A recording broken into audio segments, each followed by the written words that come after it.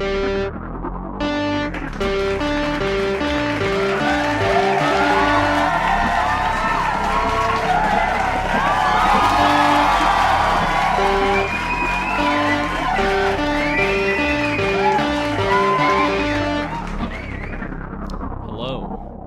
to the Pork and Bones podcast.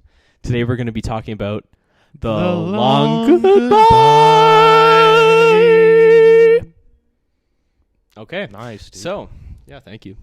Let's get into it. Great job, team. Great job. For sure. So, why did you pick the long goodbye? This is an Alex pick for our first episode that isn't a top 5 list. This is my pick of our first specific single film review. Yep. I picked The Long Goodbye for a few reasons. I really like Robert Altman a lot, and he dives into basically every single genre, Western, like realism, always Americana usually, but in this one he dives into noir, and I think it's great. The aesthetics in it are amazing. Typically in noirs you have this low-key lighting, dark, very brutal, harsh contrast scheme, but this goes completely against it. Yeah, not completely, but way more than anything before it. Yeah, way more in that it's almost entirely set during the day. There are a few night scenes, of course, and those are great, but it's really sunny. Yeah, it's a film you and I watched together, and we both really liked it on the first watch. But I had trouble like following the mystery a little bit because it's just certain things happen and you don't really know where they're coming from, and it's great in that sense, and a lot of rewatch potential there that really clicked for me on the rewatch. So I'm glad you chose this one because I really enjoyed it. Completely, I agree. I think the first time it was like it seemed very convoluted, the plot. You're spending more time thinking about what's going on, who is everybody, and why like this is even happening, and why he's even on the job in the first place, because you're gonna find out later that he kind of finishes his job to like find the husband really quickly. But we'll get into that later. So okay, one other question for the intro: have you seen any other noirs? I know you have. What other noirs do you like? You're a big noir guy, or? I like noir. I like this specifically because it challenges noir, but I also like the classics. Like I've seen Double Indemnity recently, and that's great. That I love for its lighting. What about you? How do you like noirs? Oh, it's one of my favorite genres. I really like movies like Sunset Boulevard. I love Double Indemnity. And like Billy Wilder's like one of the best noir directors. So I've seen it. But you've seen one movie that I haven't seen that's very related to this movie, The Big Sleep. The writer, same writer, but like 30 years later or something, or 20-something years later. Yeah, for sure. I think The Big Sleep is like a 30s book. Raymond Chandler. Raymond Chandler, and then Long Goodbye was a bit later. Yeah, like 46 or something like that. Let's get into like what the actual film is about. Yeah, so the movie is set in like 1970. It's when it was made, roughly. And what you have is the main character, Philip Marlowe, is caught in this web of lies, and it's really hard to tell what's going on for him. So it's tricky. But the main plot setup is that his friend Terry Lennox has asked him for a ride to Tijuana in the middle of the night, and because he's had a fight with his wife, and so Philip Marlowe agrees to this. Doesn't ask a lot of questions. Takes him to Tijuana. Or to the airport to go to Tijuana. Then the next day, detectives show up at his house, rough him up a little bit. He's not going to give them any information. He goes to jail, and he finds out that Terry Lennox's wife has been killed brutally. And then he's in there for 3 days or so until they let him out. Awesome scene where he talks with this guy. He's trying to catch some Z's. He's been interrogated, and he's just trying to catch some sleep. And there's the guy on the bunk above him who just won't stop talking about his like hippie philosophical alignments on life. And my favorite line is when Philip Marlowe leaves, he says, "You're not there in your body. It's all you're there. You're there in your body, not in your mind, man." That kind of thing is pretty funny. Kind of poking fun at just like this like hippie, just like hedonism shit. Oh my god! Right at the beginning. Yeah, it's pretty awesome. And I mean, there's a lot of pokes at hippies throughout the movie. His neighbors right across from him on this like penthouse apartment that has a Sweet. private elevator. Yeah. It's such a sick set. Mm-hmm. But his neighbors are like these hippies, and you see them progressively go from like doing a little bit of weed brownies. He goes to get some brownie mix for them, like maybe some weed brownies to Yeah, he's good to them. naked yoga, Mhm. and then drop an LSD. So it gets, you get to see the elevation of the hippie movement kind of in miniature right there. So That's a great point. yeah, it's kind of Mhm. cool. I So- think we should start off by talking about the opening scene because it's amazing. Oh, it's famous. Specifically when he wakes up Yeah. and his cat's hungry Yeah. at 3 a.m. Yeah. And he's got to go to the Well, Thrifty Mart Yeah. to buy some Curry brand cat food, which is the only cat food that his cat will eat. Yeah. And he can't find it. Mm-hmm. Mm-hmm. Yes. Yeah. He goes to the corner store. He gets the brownie mix for the neighbors who are also up at 3 a.m. just partying. Yeah, It's yeah, pretty yeah. awesome. And Yeah, then yeah. They're always up. they're always up They're doing always something. outside. Yeah. Mhm. Which I know. I remember when we watched this film, you couldn't keep your eyes off. You had your jaw was agape. I remember. And At the neighbors? At the neighbors, yeah. Mm. And it's funny because I don't- they're topless very often throughout the movie. Oh. I don't know if you noticed. I think No. that might have been what you were noticing. I don't know. I didn't notice. Um, I was in a haze. Right, Or a daze. right. But it's pretty Yeah. funny to watch Or all of the trance. male characters who are coming into Marlowe's like apartment, just Yeah. gazing across at the topless neighbors the whole scene. Augustine It's such a Skins. great like And the cops as well. such a yeah. great like subtle joke. It's not too subtle, but such a great like stupid joke. Those kind of like touches are really nice. It's you pretty know? goofy, you Yeah. know. And Philip Marlowe never, because he's sort of an asexual in the film. Dude, like he's just doing his job. He's a real like straight shooter, you know. He's like committed to his work. he's like I only need And life. $50 a day and don't pay me beforehand because yeah. I want to show that I'm doing my job, you know. That's some he lives by a code a little bit He's dedicated to his craft. there. Mhm. And I also love in the Thrifty Mart scene where he's always lighting matches off of like any surface possible. Oh, yeah. And my favorite one is the Thrifty Mart scene where he lights Okay. it off of a plastic like divider. Yeah. And at I first like the one where he lights off a floor, like off of the middle of a road in Tijuana. when he later. goes to Mexico, that So one's pretty good awesome. as well. That Yeah, shot, yeah. we'll get to that whole shot because I want to talk about that later. But Great. Okay, yeah, I do too. There's some great things that happen there. yeah, but yeah, cool opening scene. Yeah, and It's super funny too. yeah, I like that he meets it's super funny. What's really funny about it is he meets the guy there that's working, Yeah. and he's like looking for the curry brand cat food, and the guy's like, you know, whatever, man. He's like, I got a girl, Yeah. and then Phil Marlowe's like, yo, I got a cat, you know. Yeah. And then he actually sees that guy Yeah, in later prison. when he goes to prison, and he's like, how's your girl? And Yeah. he's like, how's your cat? It's so stupid. It's so stupid. Just no reason for the connection there of the same character, but it really adds to the aesthetics of the movie. and the interconnectedness of the whole movie. For sure. Yeah, yeah. Everyone comes back for some reason in the movie, pretty much. It's Yeah, pretty funny. it creates a world. You know, Mhm. it's good world building. Mhm. Yeah. The opening scene, really funny scene. He's tricking his cat, Yeah, and he's like sure. acting like the cat is a person who could tell that he's tricking him. Like Mhm. he like puts the cat food that he's bought because he can't find the Curry brand cat food. He puts it into the Curry brand can, and then he's like, oh, "Here, cat, come get some Curry brand cat food." And he's not buying it. But I think before that, he he puts it into the shopping bag, walks out, and takes it back. If I'm remembering somewhat correctly. Yeah, And then he takes it out of the yeah. bag and then pretends to open it and everything. He's It's- going full con on this. Full like con he's mode, yeah. trying to trick his cat. Yeah. I mean that whole scene is just a great way of like building a character. He's not like you get to see his residence, you get to see what he cares about, and it's not like the big things in life or anything like that. It's just like a connection with another living thing, and you get to see his sense of humor and his dedication to this cat who's woken him up at 3 a.m. to go get some cat food. So yeah, it's just a cool scene and it lasts like 10 minutes. Like it's in a between somewhat that and the long gas opening station. scene. But it's I think it also, at least with him like scooping this cat food like out of the container, it introduces his character as kind of like a bit of a loser. Yeah, it starts on a downbeat. Like yeah, it's not like for it's sure. big things are happening in his life. It's like the big thing we're seeing at the start of the film is getting some cat food. Yeah, and you know? he's not a wildly like successful detective such Mhm. as like Sherlock Holmes or like Dick Tracy. Like he's working on the fringes of society Yeah. and taking these like really gritty, brutal like murder cases and diving into them and trying to solve them. When he doesn't even have to. Like, that's what I was saying earlier. Like, he gets the case to find Eileen Wade's husband, and he finds him in like a day. It proves he's like great at his job. That's what I wasn't sure when I was going to rewatch the movie. The first time I watched it, you and I watched it, we weren't entirely sure exactly what the whole film was about, what was going on. And the way I remembered it was that, he's not great at his job.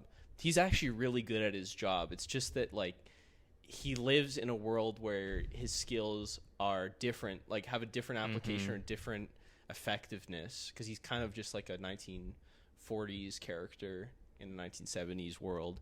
Yeah, so in a way, he can't trust anybody, but I mean, it was kind of like that before. But he makes all the right decisions. He knows what to do. It's just like, I don't know how to put it. Yeah, the way I see it is like when he starts trying to solve the murder case, like that's purely for him. Maybe because he's friends with Terry Lennox a little, but more so because of I think his view on the world, and that he feels something's wrong with this case. You know, he doesn't quite, at first he doesn't believe that Terry murdered his wife, and then, you know, that kind of evolves. But he feels something's wrong, and he needs to figure it out, even if he's not getting paid for it. Yeah, that's true. Yeah, and I think after all the cops are like, oh yeah, we already know that, and we don't care. They aren't following any of the leads. The cops are really corrupt in this movie. The cops, they're completely corrupt, like assholes. Yeah. Yeah. Which, I mean, that fits into Altman's kind of worldview. Yeah, for sure. He's embracing, for the most part. He has some reservations about the counterculture, but he agrees that the man is someone who isn't someone that you can just inherently trust. You know, like he has his that might reflect his own like problems with getting movies made in the studio system, because he had a lot of fights there. Apparently. Yeah. Mm-hmm. But not to digress too much. So no, that's all good. That makes it in. Yeah. Great. What I like is that the cops actually, they reveal it later that they know the whole time that like basically Terry Lennox has killed his wife. They just don't know like why or like the reason. They never connect the Roger Wade thing. I believe that even later on a scene in the beach after Roger kills himself, they reveal that like he has a great alibi, Roger Wade. Like he like left his house or whatever. So the cops have actually solved the case early on. Yeah. But it's more so about that they don't actually know what has completely occurred here, and that's where Philip Marlowe comes in to discover they're not going to pursue the actual truth. Yeah, they're not going to pursue like some kind of tenuous leads, and they're not going to even really they don't seem to entertain the idea that like Terry Lennox could be faking his death. I don't. No, that's like out of the question to them. Which for Marlowe it is not. Yeah, exactly. They just kind of trust like the the Mexican authorities there to where he died. Yeah. Who are also corrupt. Who, in a different way though, they're corrupt in like that when he goes to Mexico for the first time, they're really nice to him. He's speaking with like the coroner and then one police officer, and they're jolly and whatnot. But the whole time they're conning him. They staged that death, which they'll reveal to him later after getting a bribe of five big ones. James Madison. James Madison. Yep. Yeah. Wish I was a bit more familiar with James Madison, maybe on the level they're familiar with James Madison. In terms of the president? No, the 5K bill. Yeah. Oh, I see. He just calls it James Madison. Yeah. You know. I think it's a good time now to bring up the character who is Philip Marlowe and do a little analysis. Agreed. On him. Yeah. Okay. First off, I want to say how amazing he looks. Yeah. Like he is the pretty boy. Yeah, he's got the dark curly hair, red tie, white shirt, and dark suit. Yeah, kind of charcoalish. Yeah, very handsome. He's called the pretty boy. They call him a pretty boy for a reason. Yeah. And you have two of them right here. And that's an iconic look that he carries throughout the whole movie. And he doesn't actually change. I don't think he changes the suit up. I think ever. he's sleeping in it in the intro scene. He might be. So. Yeah, that's great. That's terrific. And then also, he's in it so often. I also love how he sounds in the movie. He's a mumbler. Like, he's constantly mumbling and constantly trying to make himself laugh. I think he's making a lot of wisecracks. He's a wisecracker for sure, and some people are receptive to that, and some... and some people are receptive to that, and then other people's are not. One scene in particular where I really like how he sounds is the opening when he's talking to his neighbors. Yeah. And he's making some wisecrack jokes, and the audio, what they do with the sound is he's mumbling so much, but they don't try to fade it out or anything. It almost sounds like these are just thoughts in his head, and he's not actually speaking out loud. It sounds like not ADR. A dialogue. Like it sounds like it was done after the fact. Are you going by the store? Yeah, I'm gonna go and pick up a couple of cans of cat food. Could you pick me up some brownie mix? I'd really like to make some I'll brownie. get you some brownie mix. Get 2 boxes. 2 boxes. Fudge kind. Fudge kind and regular kind. Mr. Marlowe, you're the nicest neighbor we ever had. Gotta be the nicest neighbor. I'm a private eye. It's okay with me. Yeah, That's for pretty sure. cool. And that happens Pretty like later weird, in the though. movie as well when Oh, he yeah. finally gets the money, and then a few other times. And I think that's great because I think that plays into his character as like an existentialist in that like he believes like he is completely an agent of his own free will and like making up his own meaning in life. I kind of vibe with that idea. And that like, and that's what I mean when I talk about like he's not actually on a case with solving the Terry Lennox murder. This is mainly for him. Yeah, he's not getting paid for it. He's not getting paid for it because this is like what he believes is right to do, to just like discover the truth. Yeah.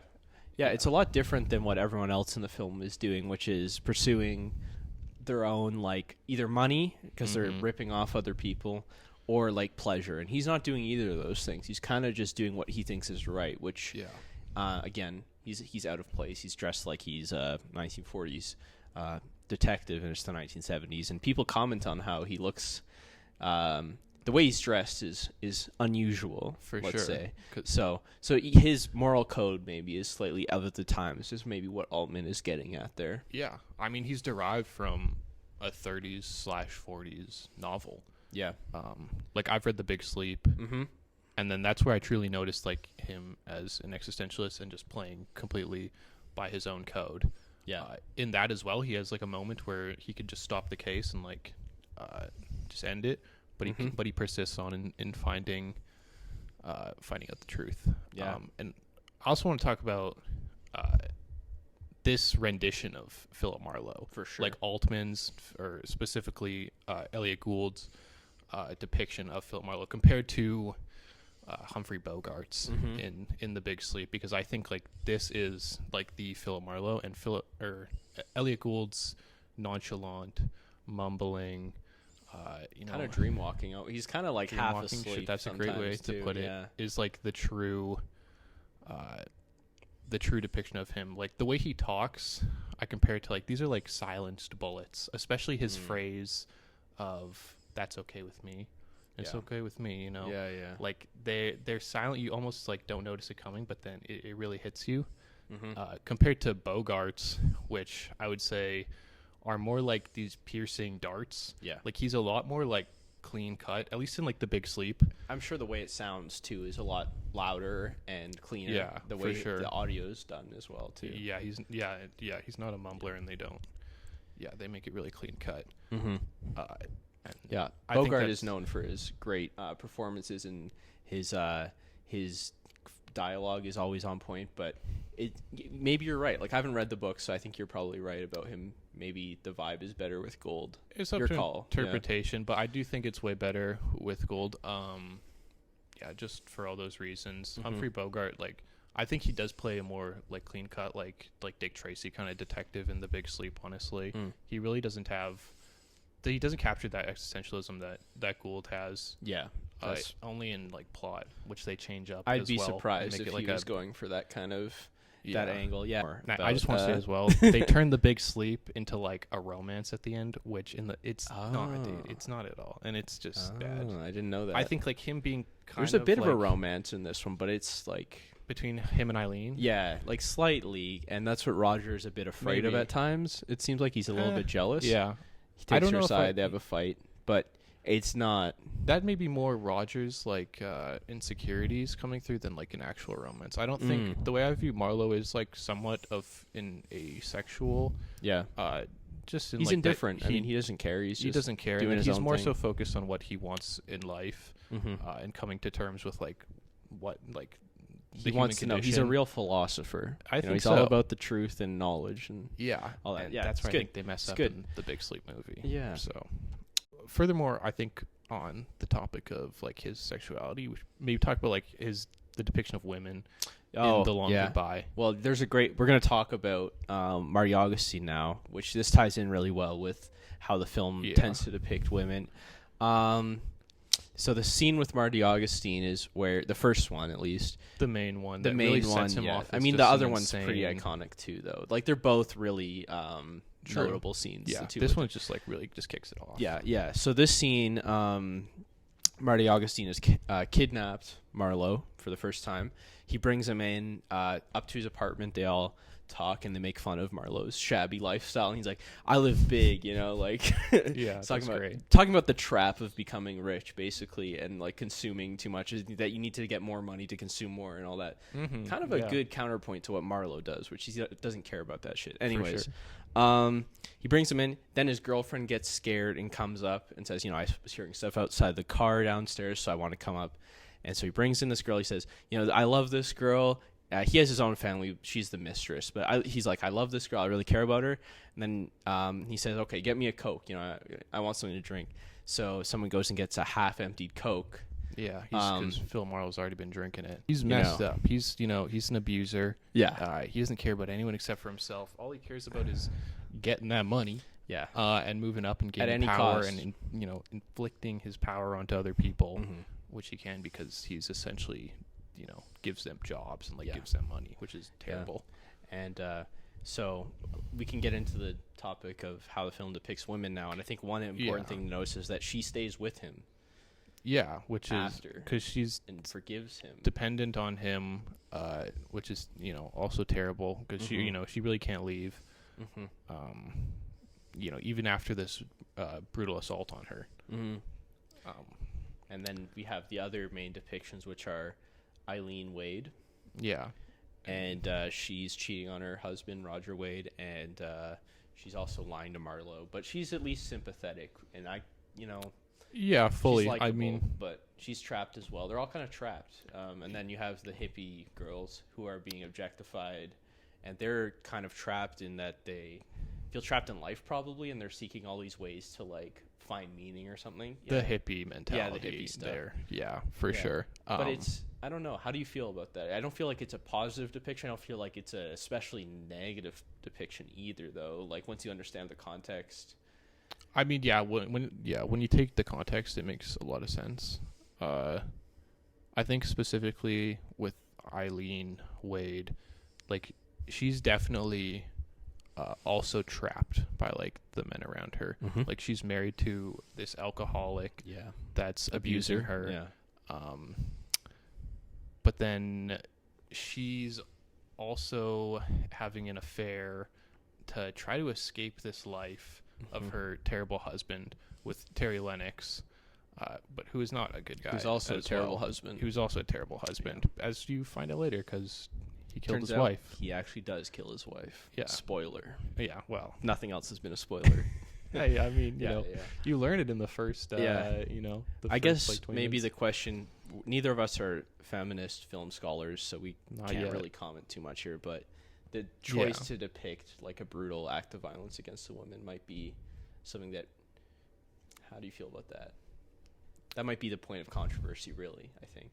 Yeah. At least nowadays. Yeah, for sure. I mean, they might be used more so as plot devices in some ways, especially the girl getting brutalized by the Coke bottle, more so than Eileen. I think Eileen has some redeeming qualities in the fact that she's trying to escape this abuse, which ultimately she escapes just into more abuse, which is very tragic, more so for her.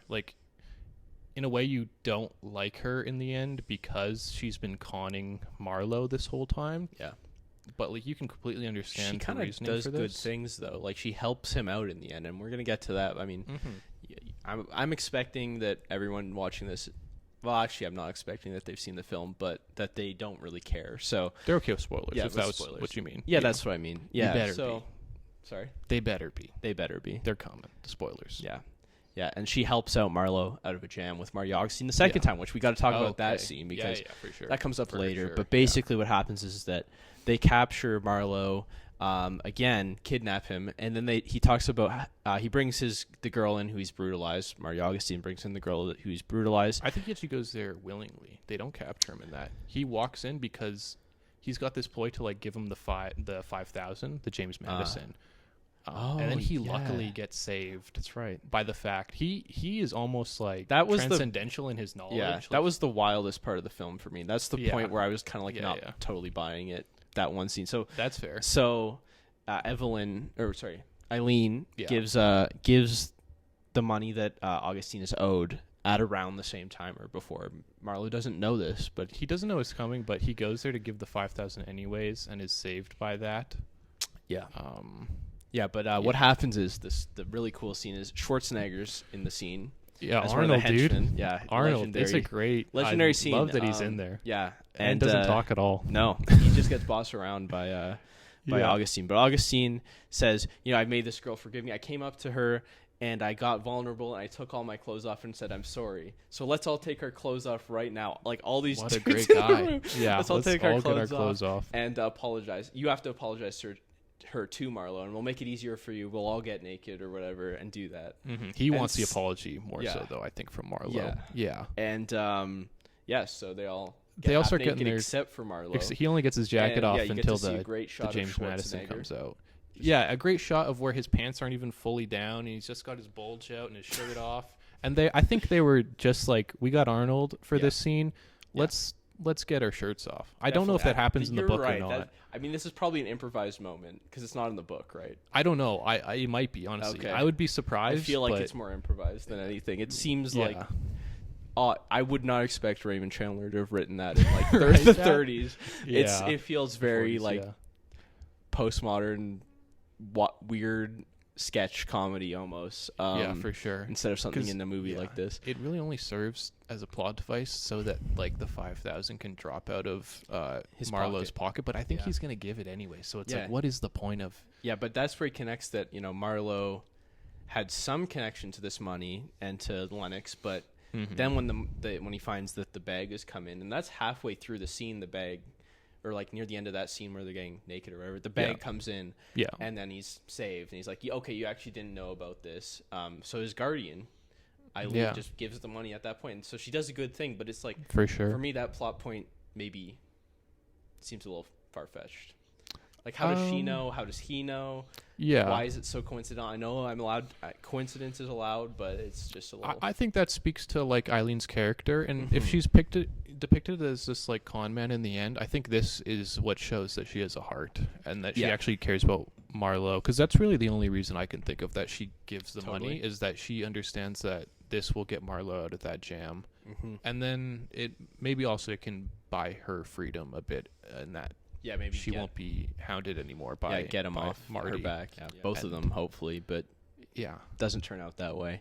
Marlowe's gonna keep going. As he does.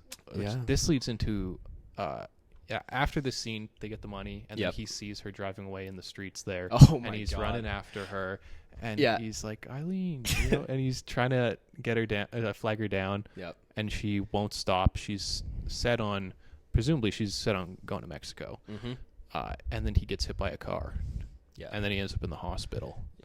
And the hospital is pretty important. This is another great, very important humor, stupid sketch comedy scene. It feels like same with the toll guy or whatever who's at the gates. But they need to create a little bit of space between like Eileen going to Mexico and him going to Mexico. So they put him in the hospital, and he meets this guy completely covered in bandages. Full body cast. It's a full body cast. Full body. Might at first you think maybe this is a character that they want to keep hidden. It's not. He just is there to give him like this little mouth harmonica thing that'll lead into the very end scene there. He goes to Mexico. And there's a funny part where he says, the nurse comes in and says, "Are you Marlowe?" "No, I'm not Marlowe. This guy in the cast is Marlowe." And have you been working here? "No, I've been on 2 weeks break," the nurse says, that kind of thing. It's like just more of his goofiness. Stupid gaffes. Being silly. Yeah. So, okay. We've kind of been jumping all over the place on plot. We're trying to keep it somewhat, this convoluted plot somewhat in place. So, okay, let's go to the next main plot point after the first kidnapping, which is the Wades. We learned that the Wades are connected to Augustine. And then there's the really interesting character is Roger Wade, who's played by Sterling Hayden, who's been in a ton of noir films, and he's always kind of been the heavy. He's a big guy, and he's always kind of the big, strong, heavy guy, right? Mm-hmm. He's in The Killer by Kubrick. Oh, cool.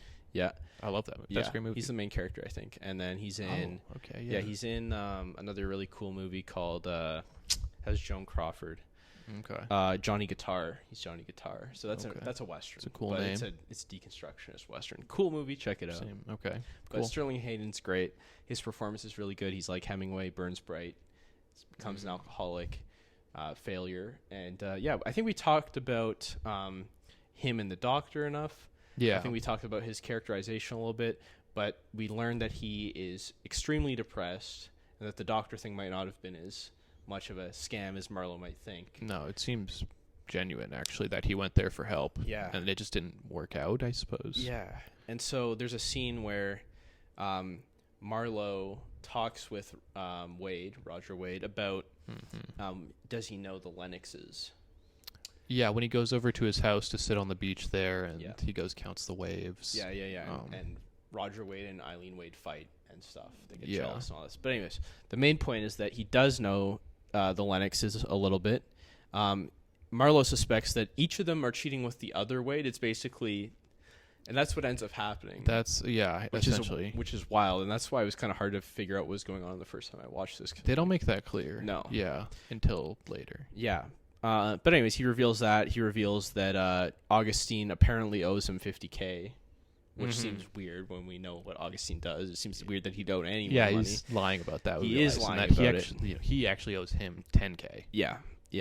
So anyways, we learn that they're connected. Later on, Marlowe confronts Eileen while Roger Wade's downstairs, and they're talking, you know this, and, Roger Wade killed Lennox. Do you think that happened, sort of thing? And, was this doctor an alibi? All that. And in the meantime, in that same shot, you see Roger Wade walking out slowly to the beach. Yeah. Walking into the waves on a stormy night. And being engulfed. Yeah, he's going to commit suicide.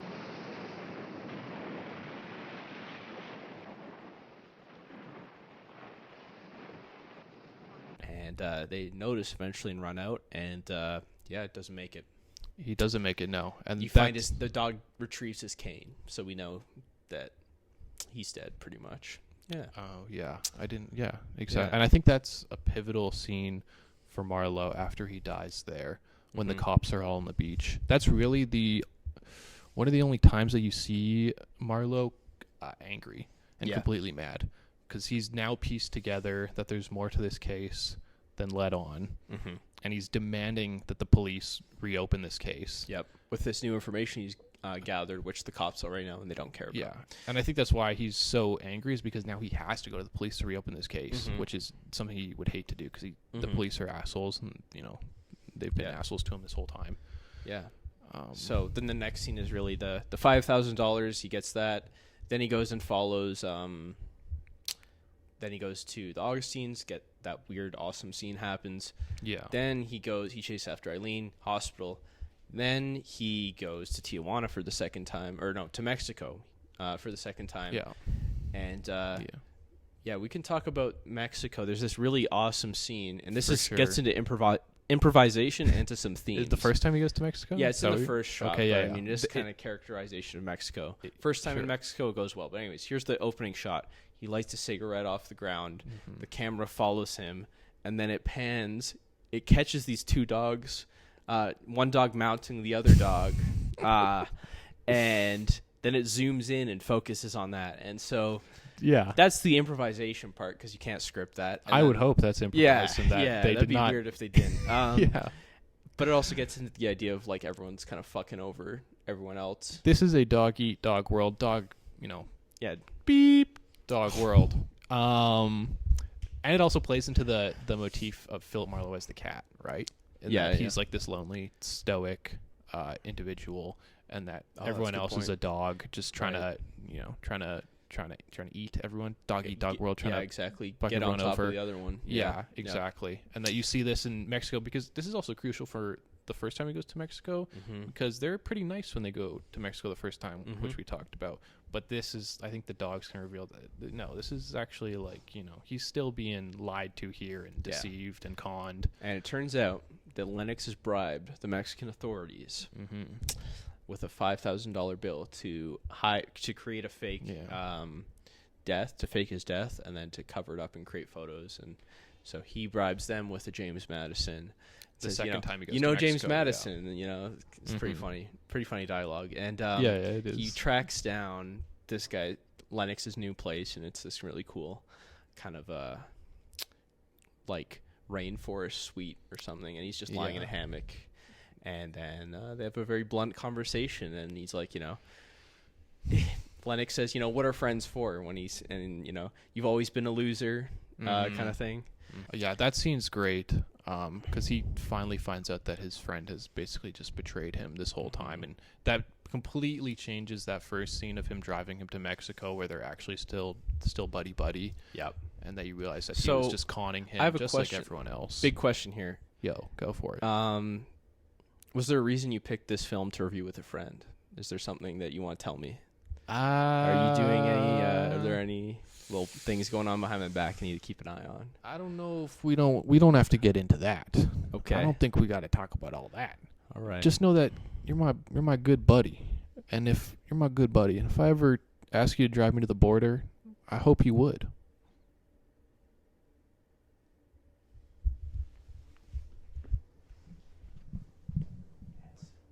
I'm a classic man.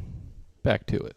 All right. Back to it. So let's talk about the very ending of the film. Let's talk about the end. A lot of cool stuff happens. The end is important. Totally. Very important. When he goes back to, he's back in Mexico for the second time. He's found Terry Lennox's hideaway. And what does he do to Terry Lennox? Shoots him with a gun. Pulls out that pistol and shoots him straight in the chest. Mid-sentence, basically. Essentially, yeah. You'll never learn. You're a born loser. Yeah, I even lost my cat. And I think, this is an odd moment, I think, for Marlowe, because he's never a killer previously. He never really strikes you as a killer. No. But in this final scene, this is what it all builds up to.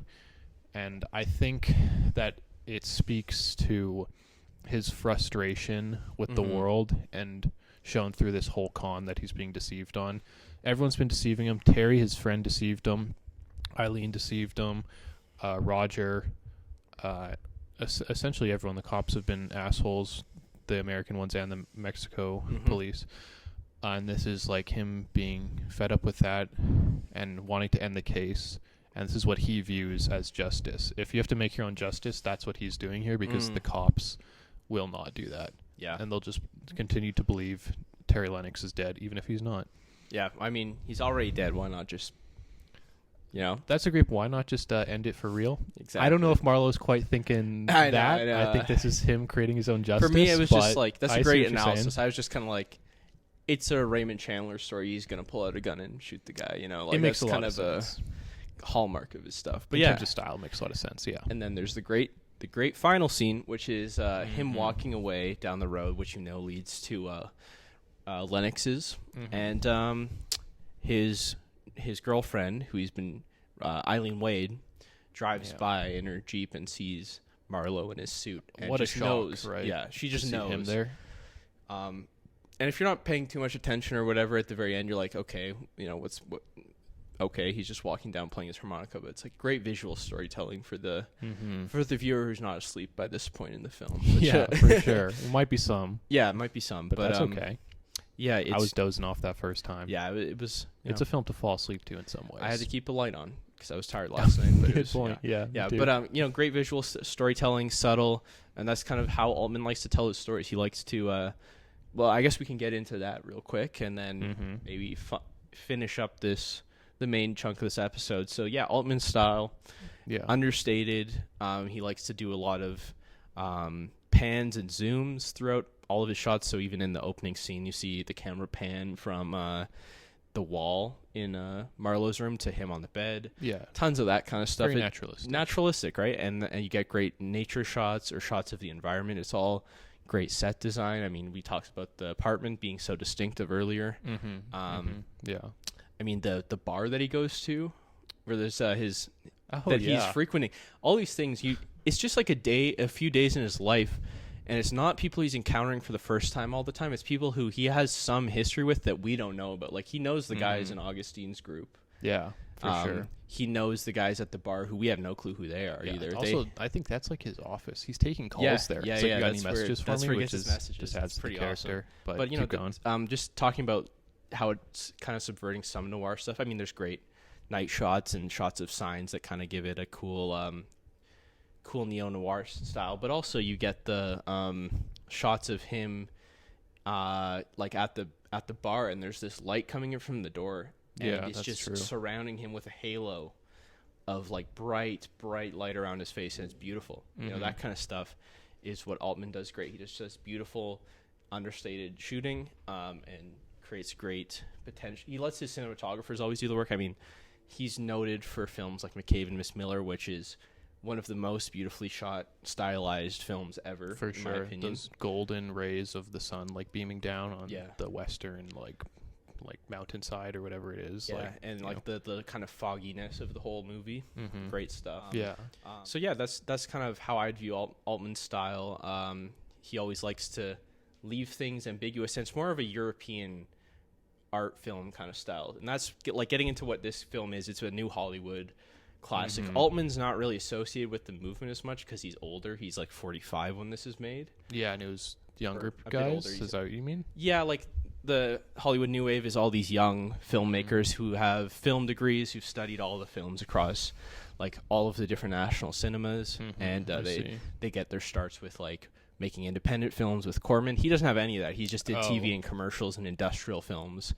And then he starts making his own films that flop until he writes and directs. He doesn't write it. He directs MASH, which has been passed up by like 11 other directors before him or something. I see, yeah. And it has Elliot Gould, and it's a smash hit. And from there on, he's a classic. He's on fire for most of the 70s. I'd say he's the best director of the 70s, hands down, in my opinion. I'd probably agree. A lot of great directors, but he's the best. And he really blends in this kind of subtlety and ambiguity that European films like to do, which maybe noir is the best place to adopt that, because even the old noirs are kind of convoluted and tricky to understand, but usually Hollywood films are all about audience comprehension. And this film, on our first watch, we were still both kind of scratching our heads at certain points about what exactly has happened. Yeah. And some of that stuff isn't laid out for you. You don't get to see any like clarifying shots of the Wades cheating with the Lennoxes or anything. It's all left unsaid. Yeah, it happens how it happens. So a lot of really cool stuff in this film. It's a smart film. It's one I want to watch again for sure, which is always a sign that it's a great film. Yeah. And so what are you, any thoughts on the film that you want to get out there now? More about Altman's style. I think we should also say about how American he is. He almost always keeps it in America, with Nashville or with McCabe and Miss Miller earlier on in America's history, and then now with like 70s hippie America. Yeah, it's just indicative of his style, and I think he's really mastered like capturing American culture throughout the decades. Totally, and more so than most other directors, especially. I mean, other directors might get their own nationality. Altman's the American version of like capturing, documenting contemporary America as he saw it. Yeah, and it just gives it such a unique flair. Like, they're just such unique movies. So, I mean, he's probably one of my favorite directors ever, but 70s, me too. The goat of the 70s. For sure, he captures the hippie movement like perfectly there in The Long Goodbye. Yeah, yeah. So, okay, and what are you going to give that film out of 10? On the first watch, I gave it an 8 out of 10. On this watch, it's a 10 out of 10, dude. It really clicked with me more so on the rewatch. Everything made more sense. I wasn't thinking about how the story was, like all the convoluted elements. I just it came to me easier, and that made me appreciate the themes that he was diving into more, and I could think more about like who Marlowe is as a character, and then who Eileen is, and like what kind of redeems her in her pursuits. Yeah, I really like the film too. Yeah, I'm glad you picked it. I'm glad we rewatched it, and I'm glad we're reviewing it. I would give it a solid 9 out of 10 for sure. It could be a perfect movie. I don't know, but it's almost there. I can see that for sure. I think it is perfect. Yeah. Most ways. It's very, very unique. So, yeah, awesome. Thanks for tuning into the show.